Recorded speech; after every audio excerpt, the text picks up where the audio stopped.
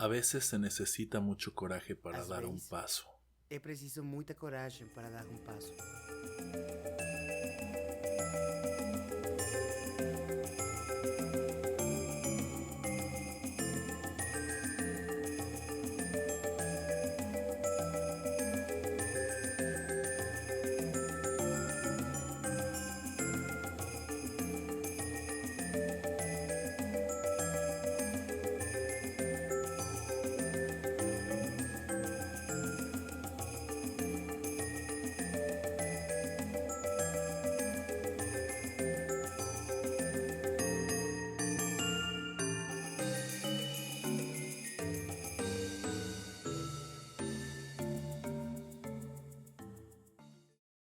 Hola, mi nombre es Luis Ricardo Zamora Mejía.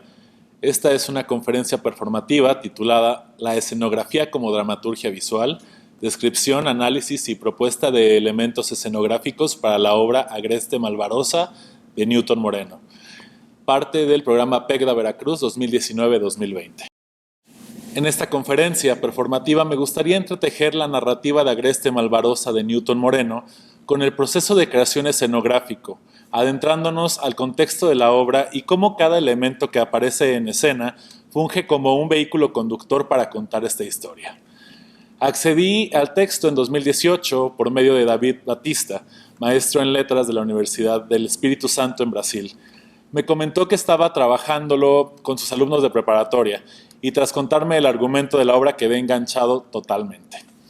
La obra Agreste, escrita en 2004 por Newton Moreno, que es un dramaturgo, director y actor brasileño, cuyas historias tienen influencia de la cultura popular e incluye temas de impacto en torno al homoerotismo, es un tónico atemporal que transita entre el campo y la ciudad.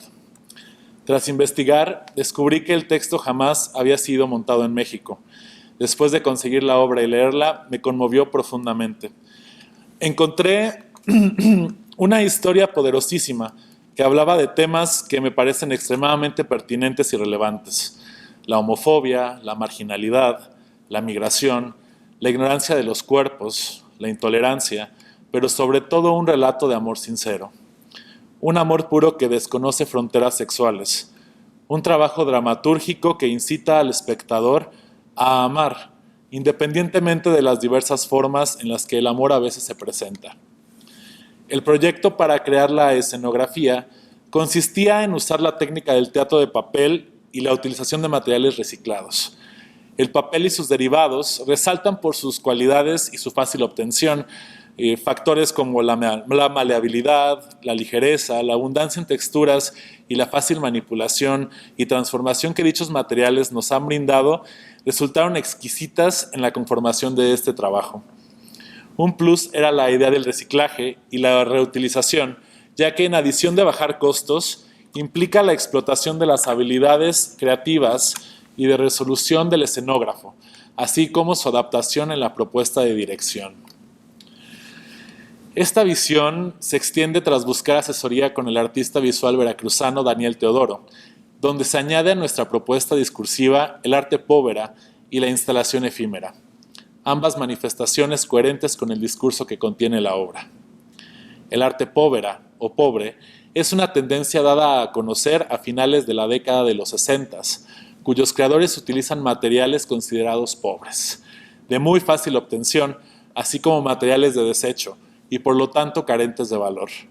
Con el tiempo estos objetos se valoran principalmente en sus cambios, ya que a medida que se van deteriorando, transforman la obra. También recordemos que gran parte del discurso literario está relacionado a la marginalidad, por lo que esta influencia cobra sentido instantáneamente. Este concepto, a diferencia de otras corrientes artísticas, se asociaba a mi visión del proyecto, donde era necesario un alto grado de creatividad y espontaneidad, cualidades que decantarían en un resultado lleno de inspiración, energía, placer e ilusión, principios claros del arte povera, que prefiere el contacto directo con los materiales sin significación alguna, y que por medio de la reconceptualización cobran un valor estético y artístico.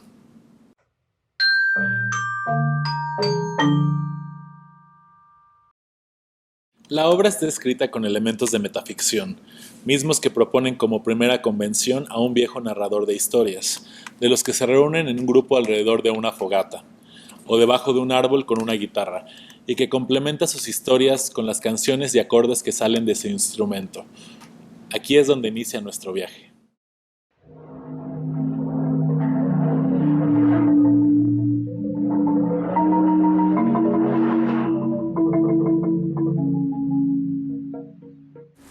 La fogata es el primer elemento de la ficción.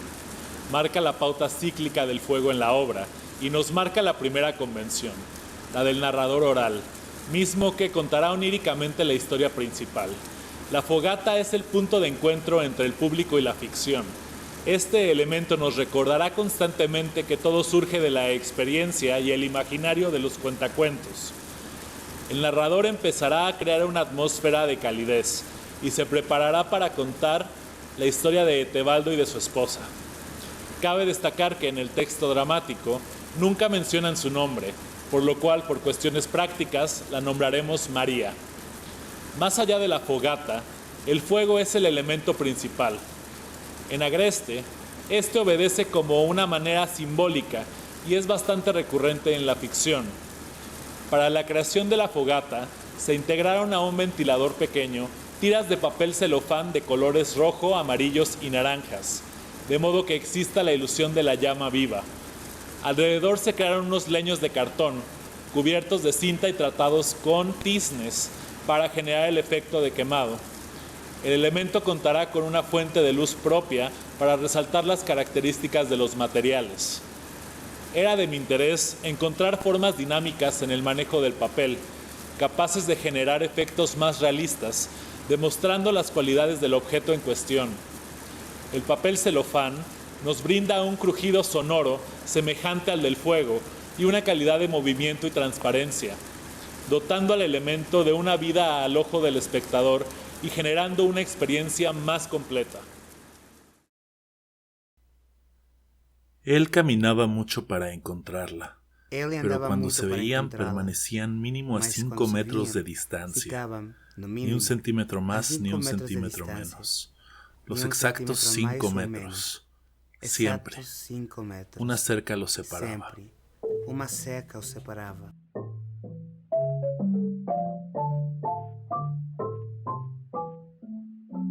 La cerca es uno de los elementos primordiales en Agreste. Su interacción con los personajes representa el impedimento de contacto, la frontera corporal entre ambos y el punto de encuentro donde Tebaldo y María cultivan su amor durante años. Es el lugar donde crece su relación y donde intercambian detalles y gestos amorosos. Poéticamente, la cerca significa premonición. Se dice al principio que la cerca no debe ser cruzada. La premonición de la tragedia está contenida en este pasaje. Está claro que el oyente, a ese ingenuo ideal, rehén de la historia, todavía no se le ocurre por qué. Sin embargo, más tarde tendrá la oportunidad de hacer asociaciones. También simboliza la vacilación temporal de los amantes. Mientras estaba la cerca, que dividió a los amantes por meses y años, se vieron sin regularidad. A veces podría tomar un mes para verse. En un punto de la historia, ambos protagonistas encontrarán un agujero en ella, como se menciona en el texto. Era un agujero enorme, como el páramo. Los personajes, al tomar la decisión de cruzar ese agujero de la cerca y huir, dan lugar a que la ficción progrese. Para la construcción de la cerca, se utiliza una red de hilo encerado, intervenida con cartón, costales de yute, papel y pintura. Este elemento baja suspendido y desaparece eventualmente de la escena. Creativamente, concretar su forma implicó descartar ideas y reconstruir el elemento. Originalmente se pensó en un biombo portátil, pero conforme fue avanzando la conceptualización, era necesario buscar un elemento capaz de desplegarse y que tuviera la ligereza para ser suspendido rápidamente, para generar otro espacio en la misma escena y dar lugar al siguiente escenario y atmósfera. Corrieron, por tanta euforia y miedo, Correram, levantando una nube de de tanta polvo euforia e por donde medo, pasaban. levantando uma Una nuvem nube de como hace poeira por mucho el onde nordeste no passavam. veía. Uma nuvem como há muito o Nordeste não via.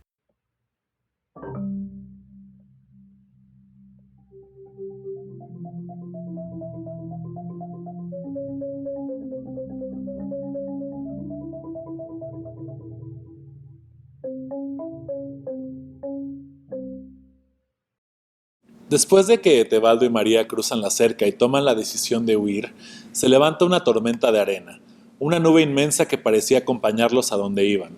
Geográficamente, el nordeste brasileño es una zona ubicada entre la playa y el desierto. En su ida apresuran el paso y en lugar de llegar a la playa, como era su intención, penetran al desierto más árido del país. El miedo y el desconsuelo se mezclan con el frenesí y la felicidad de estar finalmente juntos. La tormenta de arena es una metáfora de la confusión. Nos remonta a la incapacidad de tomar decisiones claras y pensadas. Ellos son capaces de tomar el camino incorrecto y se genera un nuevo conflicto, el no saber dónde están y el no poder regresar al punto de partida. Para la construcción de la tormenta se recurre al humo bajo un efecto de luz ámbar para dar esa textura de arena. En la escena se verá una danza entre ambos personajes que simbolizará su viaje en este pasaje. Para la representación de la tormenta de arena estaba pensado el uso de confeti de papel. Sin embargo, al probar este material, técnicamente resultaba complicado, dada la dificultad para sacar los rastros de la escena, por lo que se evalúa la practicidad escénica del elemento y su inmediatez en la historia. Era necesario traer y desaparecer el elemento rápidamente, por lo que el humo resultó ser una alternativa viable y visualmente más impactante a la vista. Acostaron sus cuerpos a la sombra de un mandacarú, a las orillas de lo que fue un riachuelo. El sol ya les robaba el sentido, el juicio. O sol já lhes roubara o senso, o tino.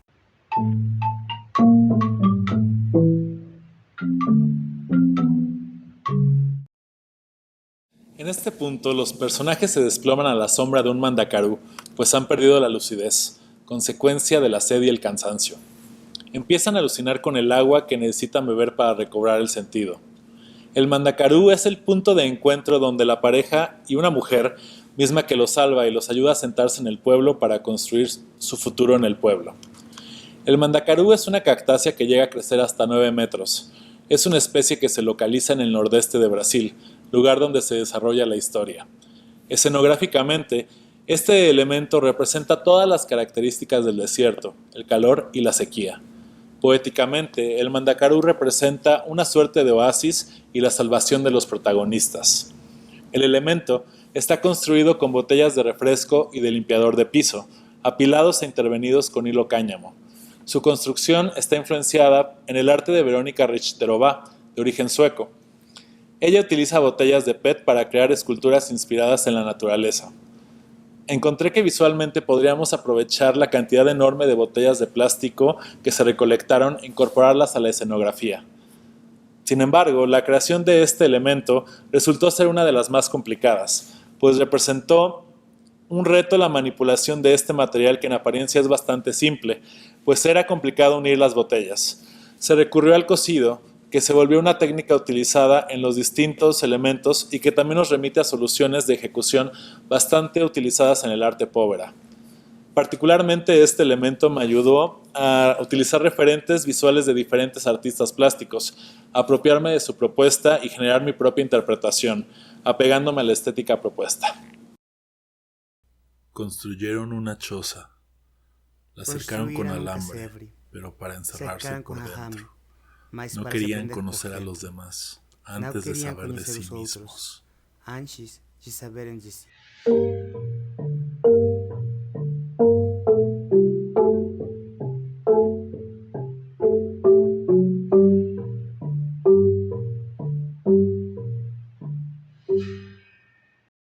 La choza es el espacio donde Tebaldo y María se asientan y construyen una vida durante 22 años. Aquí empiezan a tener esta intimidad y reconocimiento misterioso, como se menciona en el texto. Hasta ese entonces, nada de lo que se permite a marido y mujer. La carne es un compromiso más definitivo. Cuando se traspasa esta cerca, el ganado es marcado. Durante este periodo, nunca se consuma el acto sexual, solo acercamientos. Tras la muerte de Tebaldo, se regresa a este espacio, pero ahora de una forma más expuesta, con una atmósfera llena de lágrimas y de tristeza. El incendio de la choza por los habitantes del pueblo, hacia el final de la historia, más allá de llevarnos a la muerte física de estos personajes principales, se extiende a un plano terrenal y religioso. donde ambos, al vivir en oscuro pecado, irían al infierno, donde el fuego es un elemento presente. Las cenizas de la choza, vestigios finales del fuego, simbolizan el rastro de ignorancia extendiéndose de generación en generación, tal como anuncian las últimas líneas del texto. Para cumplir la función escenográfica, se creó una réplica de la choza, que funge como elemento simbólico a escala micro y que se ilumina en sincronía a la lámpara que se encuentra en el centro del escenario. Este modelo queda suspendido en el espacio y cuenta con una fuente de iluminación propia. Se creó un prototipo para experimentar con el material y el resultado final es de cartón, papel corrugado, grapas, cinta canela, pintura acrílica, chapopote y bordados con mecate. Entre las implicaciones creativas que encontramos fue incorporar las texturas de los materiales de manera orgánica y rústica. Se pueden observar los detalles de las grapas y la cinta adhesiva y cómo estos elementos se incorporan a los escenarios propuestos en el universo de la obra. La ilusión de humedad y moho de las paredes también nos hizo experimentar con diversos tipos de pintura para finalmente encontrar en el chapopote una opción viable. Era importante que la choza fuera desmontable, ligera y que al mismo tiempo cubriera con la presencia y protagonismo que tiene en la historia. Y la noche llegó más clara que el día. Los ojos no conseguían abrazarse de ningún modo, pero los dos se fueron descubriendo poco a poco.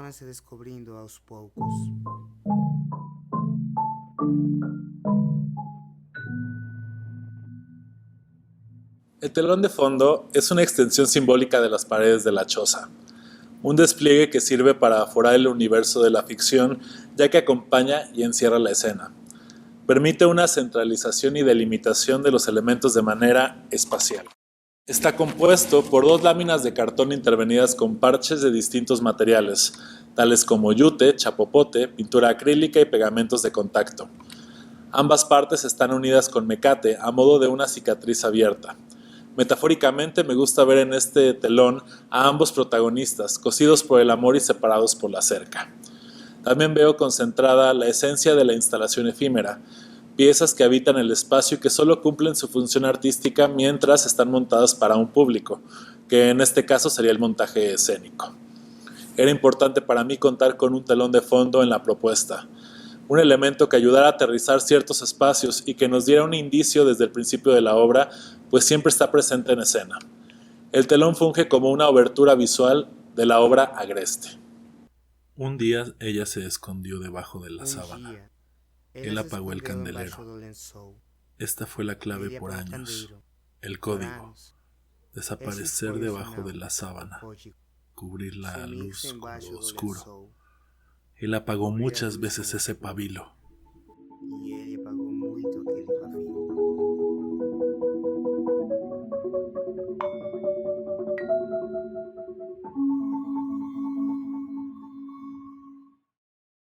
La lámpara es un elemento que representa una dualidad que se observa durante toda la obra, la luz y la oscuridad. El apagar la lámpara era la señal, el código que le permite a ambos protagonistas explorar su cuerpo sin prejuicios ni vergüenza. Tras la muerte de Tebaldo en la historia, María menciona que nunca ha visto a su esposo desnudo. Nunca vi a Tebaldo desnudo. Si me toca cambiarlo, tengo que apagar la lámpara, y eso me va a dar mucho que hacer. En el discurso literario, la oscuridad representa el mantener el secreto del género de Tebaldo. La oscuridad le permite llevar una vida sexual oculta. También nos remonta al miedo de las mujeres respecto a su sexualidad, de su cuerpo, del silogismo tortuoso de la feminidad. La lámpara está construida con una base de cartón intervenida con papel reciclado, mecate y sacos de yute. Es de recalcar que los contrastes entre la luz y la oscuridad en la iluminación de los ambientes pueden afectar, en este y otros casos, las espacialidades de agreste, lámpara encendida y lámpara apagada, sol y noche. Entre las distintas interrogantes en la creación de la lámpara, encontré la necesidad de unificar los materiales de toda la escenografía, porque estaba la posibilidad de adquirir una lámpara normal. Sin embargo, era importante remarcar la creatividad y construir nuestros propios artefactos, no solo intervenirlos. La viuda no entendía nada, no entendía la muerte, no entendía hombre. En ese momento solo entendía la pérdida.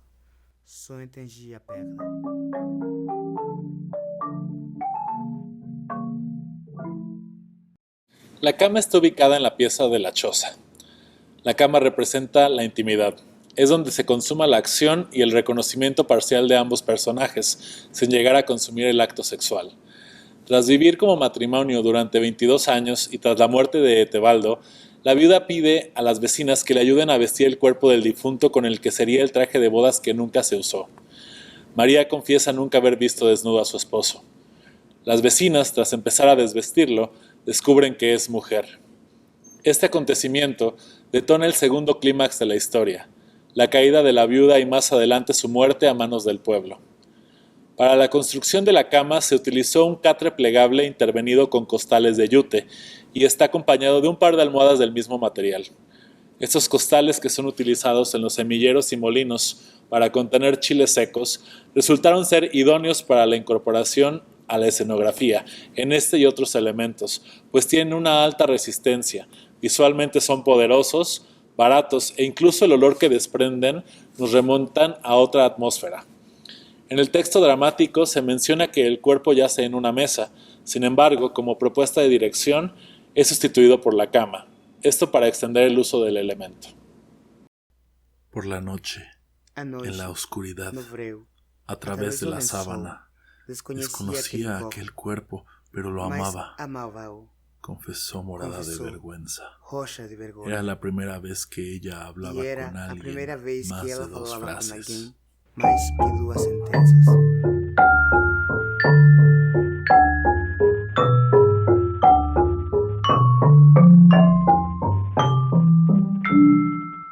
La sábana es un elemento que tomó su propio protagonismo después de analizar la obra durante varias ocasiones. Toma el papel de velo. Es el medio que Etebaldo utiliza, además de la oscuridad, para esconder su sexo biológico. Es mencionado en la obra de la siguiente manera: desaparecer debajo de la sábana, cubrir la luz con lo oscuro. Otra manera de inferir la presencia de la sábana es cuando llega el padre de la iglesia a visitar a la viuda y lo primero que hace es cubrir el cuerpo desnudo, con la sábana, acción que también recurre al hecho de cubrir la vergüenza. Este objeto en la escenografía es una extensión y un complemento a la metáfora de la oscuridad y todo lo que acarrea. Luz es conocimiento, oscuridad es ignorancia. En su creación se utilizó una pieza de papel craft bordado con mecate. En su reverso se intervino con carboncillo y laca para fijar el material. En mi propuesta de dirección, este elemento cuenta con 2 significados de acuerdo a su colocación. Uno de los lados representa la sábana en un estado normal y el otro estará pintado de negro y simulando las cenizas, mostrando la transición de tiempo antes y después del incendio final.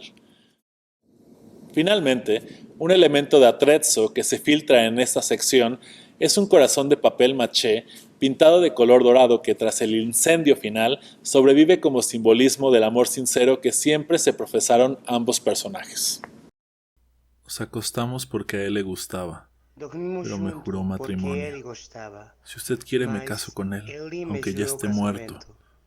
El vestido está aquí guardado. O vestido está aquí guardado.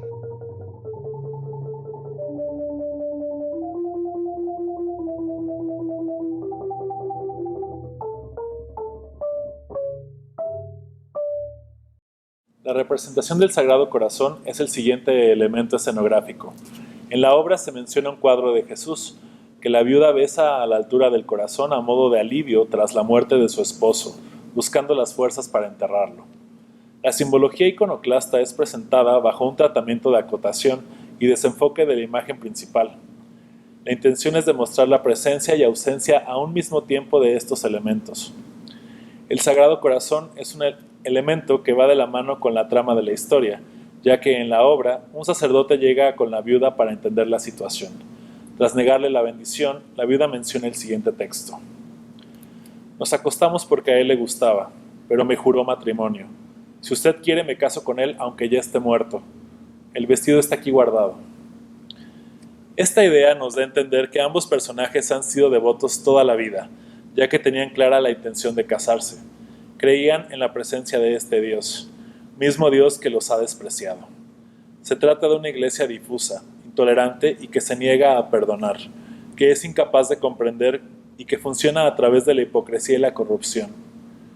Una institución religiosa construida por la sociedad, que obedece a creencias autoritarias que señalan las diferencias como algo detestable. El elemento es una impresión en papel de un fragmento del Sagrado Corazón, con una edición tipo pixelado, enmarcada en madera y está colocada de manera estratégica en medio del telón de fondo. En la propuesta de dirección, el cuadro del Sagrado Corazón saldrá de escena en el momento que el sacerdote sale de la casa de la viuda, simbolizando el abandono y el rechazo.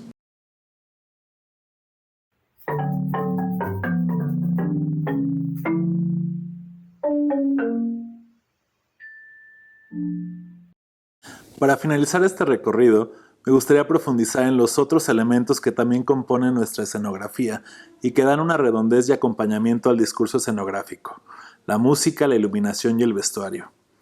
Más allá de los elementos visuales, me gusta ver en la composición de Agreste una experiencia sensorial completa, misma que tiene la intención de transportar al público a otros universos y que olvide que está en un recinto teatral. Para la propuesta musical, pensé en percusiones como el eje principal, utilización de glockenspiel, campanas, marimba, shaker, congas y cajones. A los músicos se les dio libertad para empezar a pensar en propuestas basadas en los ritmos latinos, el montuno, el bossa nova y el blues para un resultado final, mismo que habrán escuchado a través de toda la conferencia y que es un pequeño acercamiento a lo que se verá en el montaje de la obra. La música servirá como elemento de transición entre escenas, generar ambientes y reforzar momentos en la ficción. Se busca que cada elemento de la escenografía tenga su propia melodía y su propia voz. Entre los ambientes que se buscan lograr con la música son tensión, alegría, sensualidad, huida, desesperación, amor y tragedia. Habrá una búsqueda para que los músicos encuentren una sintonía con los actores y los sonidos sirvan como potenciadores de la acción.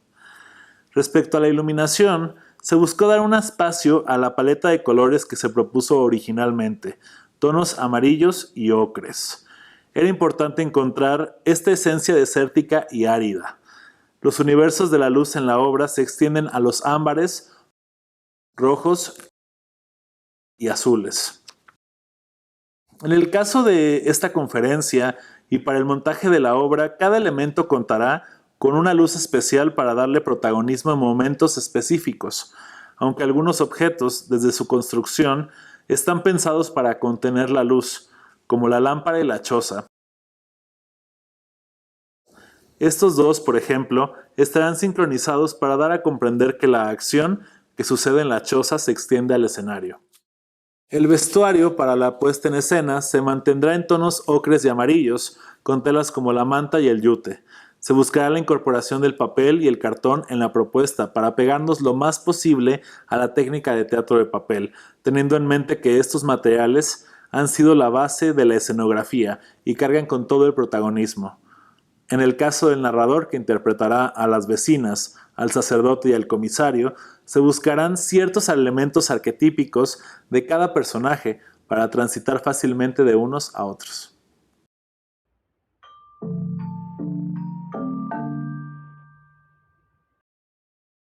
Agreste Malvarosa es una obra escrita alejada de la convencionalidad, la cual no encaja en un género literario concreto, pues contiene elementos que podrían colocarla en cánones tradicionales, como una tragedia moderna, un poema dramático, una fábula, narración de cuentos o tradición oral.